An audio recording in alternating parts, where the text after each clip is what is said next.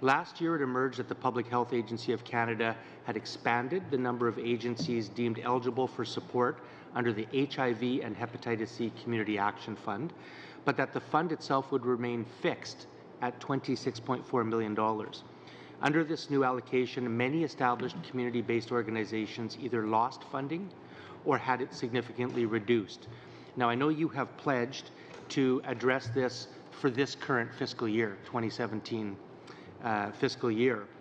So can you confirm that the previously funded organizations, all of them, have in fact been made whole with full transitional funding for this year? And more importantly, will you commit to providing these organizations the same funding in the years ahead to come through an expansion of funding to the federal initiative on HIV and AIDS? I'm very happy to say that, in fact, we did get new investments in the budget to expand the federal initiative on HIV in the order of $30 million of new funding that will support this.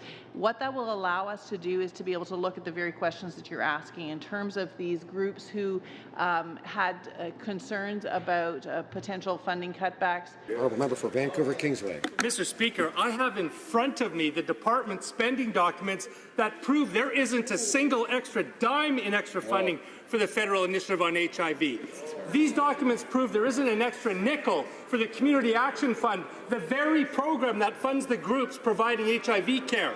The minister stated that she secured, and I quote, investments in the budget to expand the federal initiative on HIV of $30 million of new funding. This is demonstrably false. So will she apologize to the organizations she misled? Minister of Health. Mr. Speaker, I will be very happy at some point to sit down with the member opposite and clarify to him that, in fact, the federal initiative on HIV/AIDS is expanding in the order of over $30 million. I have been speaking with the Public Health Agency of Canada. We are making sure that good community organizations are going to get expansion to the programs and continue those good programs. We're also expanding programs like the Know Your Status program in Saskatchewan that has demonstrably decreased the rates of new infections. We will work with those agencies to make sure we protect Canadians. The honourable member for Vancouver Kingsway is rising on a point of order. Thank you, Mr. Speaker. It is said that it is one of the foremost responsibilities of parliamentarians to scrutinize government spending. Twice now the Minister of Health has testified in committee and now before this House that there have been increases in the budget to the federal initiative on HIV.